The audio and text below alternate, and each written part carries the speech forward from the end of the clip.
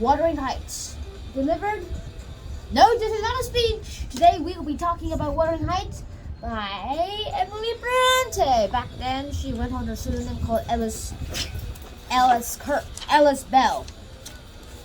And so, let's just get started. Note, today's episode is just going to be talking about the original Volume 1 version of Wuthering Heights. There's a Volume 2, Volume 3 is probably haven't been published. I'm not sure what happened to Volume 3, but today I'll just be talking about Volume 1. Stop running and taking out the tent!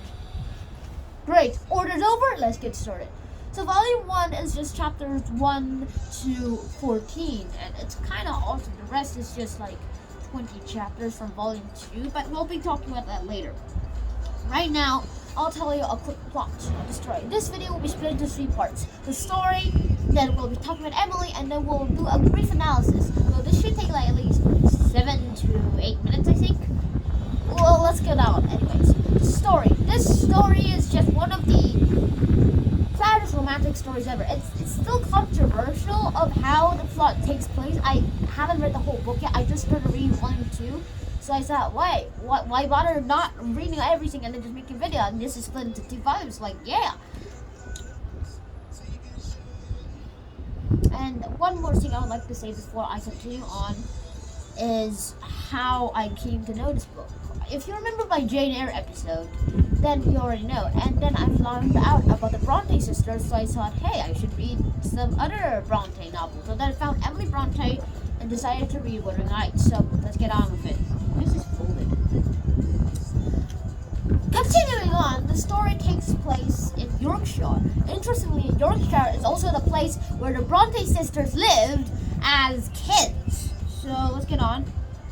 So Lockwood was caught in a snowstorm, and he became the new tenant of this place called Thrushcross Grange on the Black Yorkshire moors, the childhood place of the Brontë sisters. However, he is forced to seek shelter at Wuthering Heights. There he discovers the history of the tempestuous event that happened between 2 families, the Earnshaws and the Lintons. In this book I used the Penguin version. They have a whole family tree chart of it. So yeah. This intense passion between the foundling Heathcliff and the Catherine Earnshaw, and her betrayal of him, and the bitter vengeance that he now wreaks on the innocent heirs of the past. Emily Bronte's novel of impossible desires, violence, and the transgression is actually a masterpiece of the intense and unsettling power. By the way, this is written right on the back, so I just wanted to repeat it to you because I'm really bad at talking about this in my own words. Continuing on, let's talk about the family tree. So I told you the story basically, and now this is what happened next. The Earnshaw, Lockwood learns the histories from a maid who back then was called Nellie, and Nellie was pretty good too. I mean, she remembers the story that happened 18 years ago. It's still a great achievement to still have that big a memory. This happened in 2 generations, by the way. So the Earnshaws. Mr. Earnshaw, after the death of Mrs. Earnshaw, decides to go somewhere and asks his children, Hindley and Catherine, what they want, what gifts he should bring. Hindley asks for a fiddle, violin, and Catherine asks for a whip for her horse. Instead, this is what happens. He brings the fiddle, but when he takes it out, it's crushed by the homeless guy he brought home. Then Catherine, because of the homeless guy, Catherine's whip was lost, and Hindley and Catherine started hating that guy. Eventually, they christened him into the name Heathcliff. His first name and his surname. So if he has any descendants, their last name would also be Heathcliff. And Heathcliff is a rousy boy, but eventually Catherine starts taking a taste for him.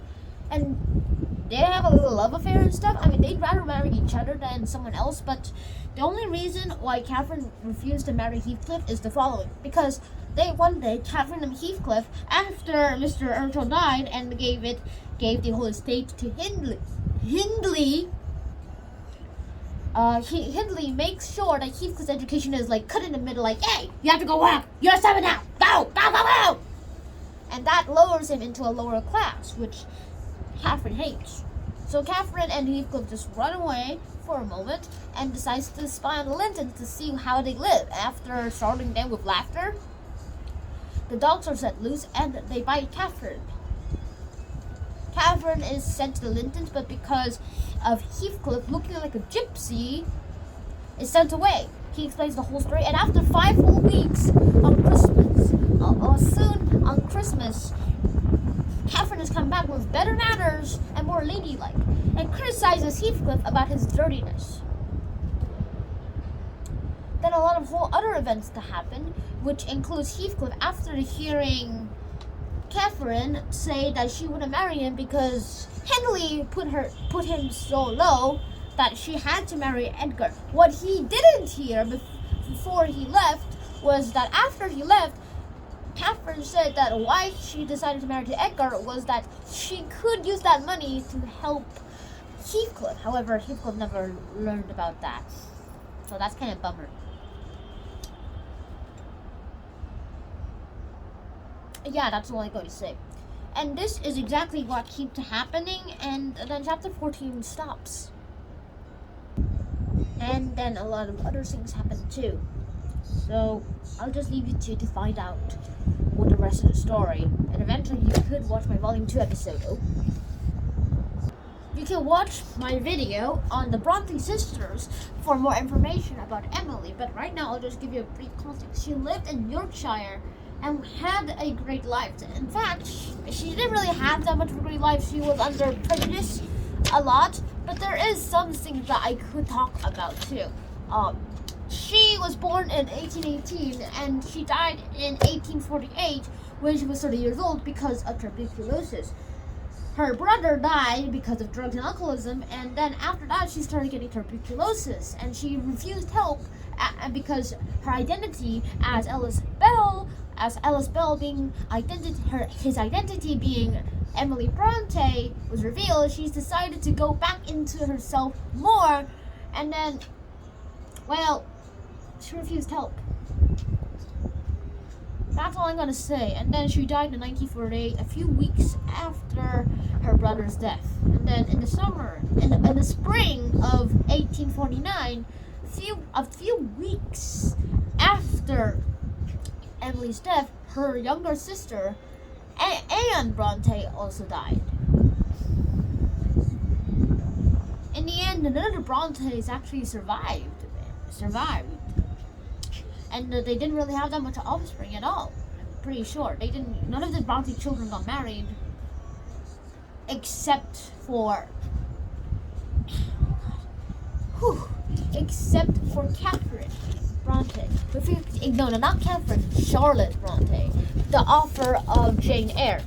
Except for her. But they tried to have kids, but the kid died on the same day when Charlotte died too. Last remaining Brontë was Patrick Brontë, the father of all the Brontë children. The only thing we have left of what's left of them is their books and their writing. And if I try to analyze them, it'll take 2 more minutes. So I'm kind of lying when I said it would like 6 to 8 minutes. So let's get on. Okay.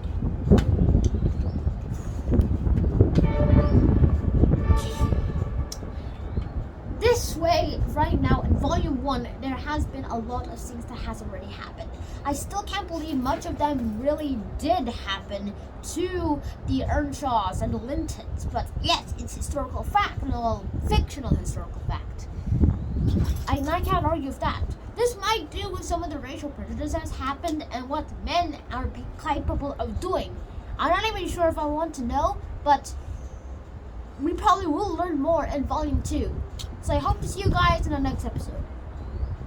So I'll see you guys in the next episode. Shine out. Peace.